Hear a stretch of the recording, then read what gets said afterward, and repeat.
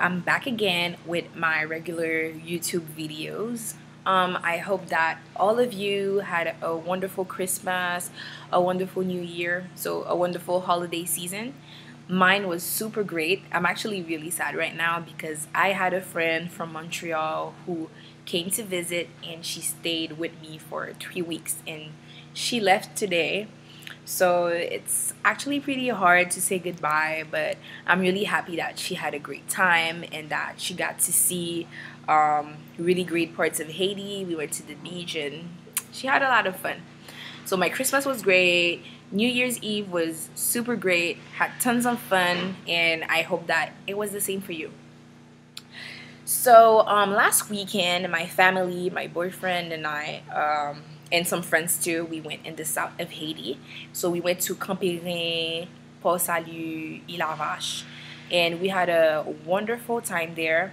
So I took a few pictures, I took a few videos. So this is what I'm going to share with you guys and this video today. So I hope you guys will appreciate it. So if you like the South like me, I hope that it will make you love it even more and plan your next trip in the South. And if you never visited Haiti or if you only stayed in the capital, I hope that this will motivate you to just go around and go see the beauties of the country.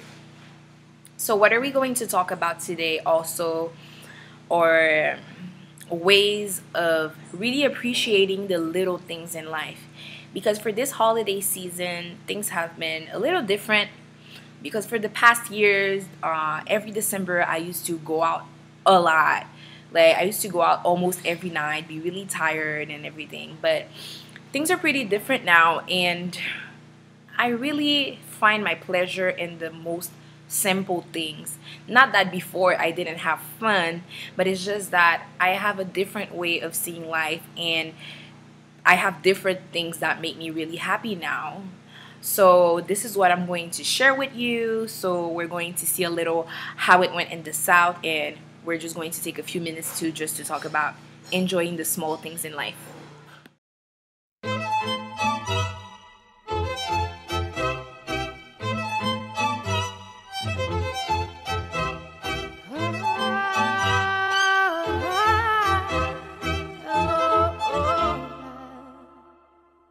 We're 1,000 miles from comfort. We have traveled land and sea, but as long as you are with me, there's no place I'd rather be. I would away forever, exalted in the sea, as long as I am with you, my heart continues to be. With every step we take, Kyoto to the bay, strolling so casually. We're different and the same, gave you another name, switch up the batteries. If you gave me a chance, I would take it. It's a shot in the dark, but I'll make it. Know with a little hope, you can't shame me. When I am with you, there's no place I'd rather be. No, no, no, no place I'd rather be. No, no, no, no, no place I'd rather be. No, no, no, no, no place I'd rather be. We set out on a mission. What's great about the weekend is that I got to spend a lot of time with people that I really care about, like my family, close friends, my boyfriend, etc. And it really got us thinking, especially that when we were over there, we got some bad news one morning about one of my close friends' dad who passed away. And we just like started to talk about so many things, like about life and about what's really important, you know. So it was a really great moment that we had over there. And honestly, for me, it just made me realize that we take many things and many people in life for granted, and we spend way too much time worrying about things that don't really matter instead of just collecting the small moments that make life special and just make the best out of it. Like, for example, it's really easy to spend the holiday season spending so much money on things that don't really matter. Like, before, I used to think that I had to buy a dress every time I went out. It was like, oh, they already saw me with that thing, so I have to buy another one. And the thing is that it's not bad to want to look nice, and it's okay if you really don't have a dress. If you go to a store and buy one just because you're going to that party, I'm not saying that it's bad. I'm just saying that you really have to think about things that really matter. Is it really important to buy this dress? Why do I want to buy this dress? Is it really because I just want people to see me with that dress? Is it because it's a really popular dress and everybody's gonna wear it, so I want one too? Or is it just because I really like the dress and I want to spend a great time with people that matter over there? I just want to make you think about some things that are taking too much space in your life.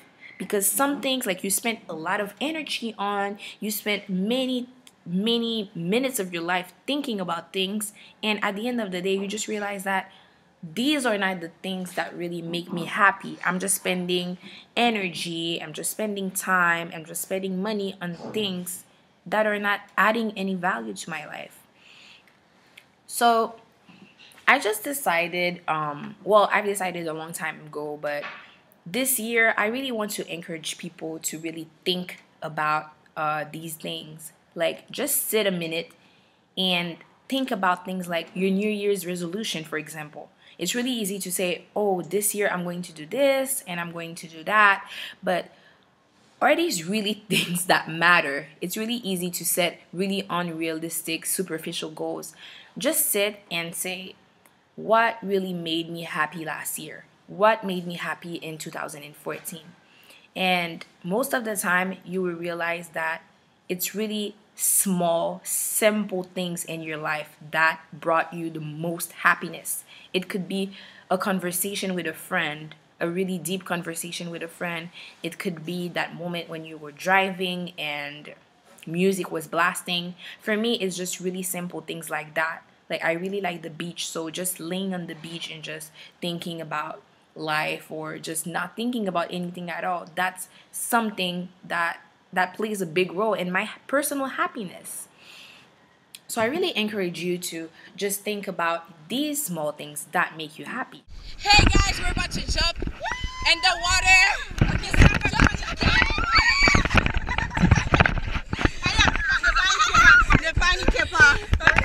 jump. Let's go. One, jump. 1, 2, 3.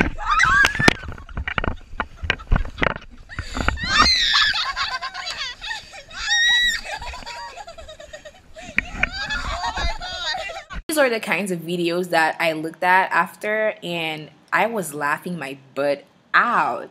And this didn't happen in the South last weekend, but it actually happened during the holidays, and I thought it was a pretty video to just sneak in this one. And we actually jumped. We eventually jumped. When we learned that my friend's dad passed away, we were having this conversation, and one of my friends, she started crying because of something that happened this year. She didn't pass an exam that she can just pay for it and just pass it again. But she was crying because she was saying that when it actually happened and people told her that she didn't pass the exam, she felt like her life was over. She told me that she cried so much and she felt like she was worthless, that life was not worth living, because for her it was the worst thing that could happen to her. But then eventually she felt better. But when this actually happened, she was like, she cried and she told us that when I didn't pass my exam, I thought that life was over, but there are so many important things in life. I can still pay and pass the exam one more time, but my friend will never see his dad again. And that's something that you need to think about. That's something you really need to think about. Not all the goals that you have in your life are important goals. I have my travel page on Instagram. Take me there. And my goal was to reach 1,000 followers by the end of 2014. And it's fine to have a goal like this because I need people to follow my page, to see what I'm doing, just to sell my book, which is published, by the way. You should get Daughters and Sons of the King, but we will talk about it at the end of the video. And so my goal was to gain visibility and to have 1,000 followers, just because that was just a personal goal. And then in December, I was at 980 followers. So it was so easy to reach my goals. But then, as most of you know, Instagram just decided to clean up the spam accounts and fake accounts. So I woke up one day and I went from 980 followers to 930 followers. So of course, I would not gain 70 followers in 15 days unless some really famous people just followed me and gave me a shout out or whatever. But when it happened, I just laughed and I was like, I was so close to my goal, but was it really something that was important to me? Of course not. I don't care about how many followers I have.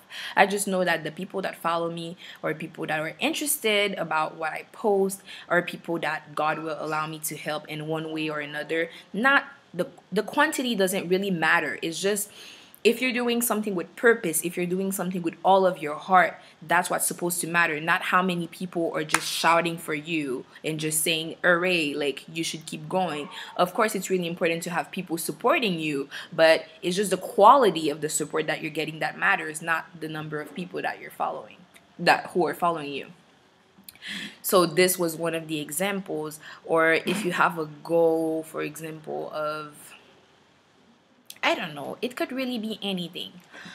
What I really want you to understand is that what you spend your energy on really takes something out of you. Let's say that you spend your time talking to someone and you know that that person is not really good for you. You don't really see a future with that person, or it's not someone that lifts you up. It's not someone who helps you grow. But then you spend most of your time talking to that person or just going on a date with that person just because you're feeling lonely. For me, it doesn't make sense because it's some precious time of your life which you could use to develop yourself, to do things that really matter for you personally, mentally, or spiritually. But then you're wasting that time just spending time with people or doing things that don't really matter to you. What you feed the most is what will grow in your life. Just like everybody says, the grass is not greener on the other side. What you decide to take care of is what will really show fruit in your life. So if you want a great relationship, but then you're going out with someone and then every time you're just cheating on that person with everything that moves, you're just not spending time with the person, you're not feeding the relationship, you're not taking the person on dates, you're not communicating with that person, and then you get upset when the relationship doesn't work because you didn't feed the relationship. You just spent time talking to other people, you just spent time focusing on other people who will eventually have someone else in their lives, and then you're just going to end up alone. Same thing goes for example when I was writing my book. I had to put time in it. I had to pray about it. Every time that I have a writer's block, I had to spend quiet time with God and be like, okay, God, inspire me. Send me your Holy Spirit so I can know what you want me to write. What do you want me to write on these pages? What is the message that will touch people? Help me write lines that will help you talk through them so you can touch specific hearts, specific souls. Because you have to feed what you want to develop. So I'm gonna take you guys outside with me because there are just too many things happening in the house, too much noise. The really important thing about this video is to make you remember that you need to cherish people while they are here with you, and you need to cherish every single moment that you have with them, because it's always easy to say that you love someone, but do you really share your emotion with the person? Do you really tell that person how much she means to you? Sometimes you think about stuff and you just keep it inside and you're not showing how grateful you are for it. And it's not only about people, it's about things that you have, blessings that God gave you. For example, your health and anything basically. The day I realized how it was important to say thank you each time that you see that you have a blessing was when I first started to have my lupus symptoms. And as some of you know, I was diagnosed with lupus 3 years ago. In 2011, I was diagnosed with lupus. And when I started to have pain, it started with my fingers and my knees. And one day, my finger got blocked for about 3 or 4 days, and I was in so much pain, and I was so mad. I was basically really mad at the world and mad. But at that time, I didn't have the reflex to pray about it. I didn't have the reflex to believe in miracles and know that God can touch any area of my life. So I just spent most of my time being mad and complaining about it. And when my fingers actually started to work again, I was so happy. I was liberated. And I thought to myself, every day I used to wake up and just write, do so many things with my fingers, but I would never imagine that I would have to sit and cherish my fingers and be grateful because they work properly. Because you always think that these things happen to others and that you will always be fine, you will never lose someone you love. You always think that, wow, that's really messed up what happened to that other person, but you don't take the time to really cherish what you have. You don't think that you can lose it someday. And at that moment, I was so grateful for my fingers. And that's why now I always say thank you for what I have. Even if I'm waiting on more, even if I'm waiting on certain things to happen, I always make sure that I say thank you for the things that I have now. If you can walk, you need to say thank you every day. Just be grateful to God for all the blessings that you have in your life.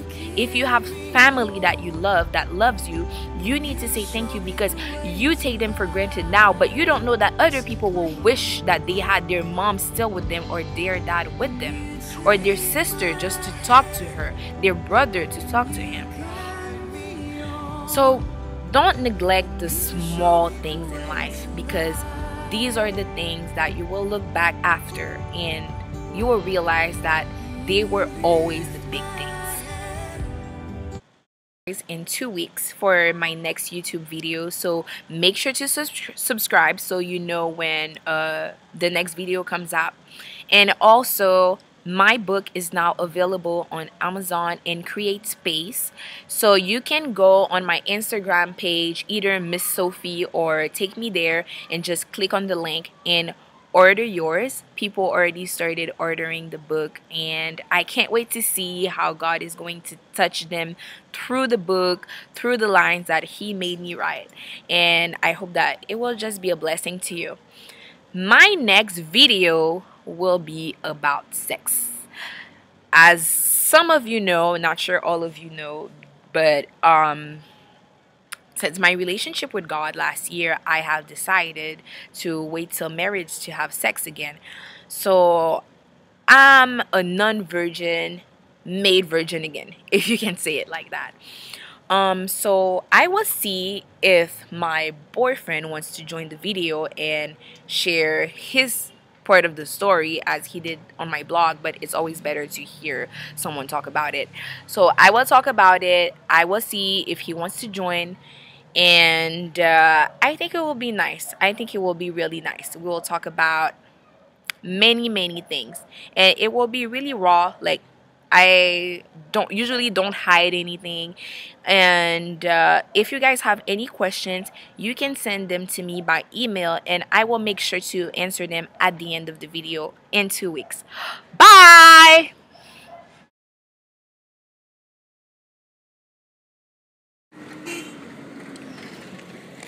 Sa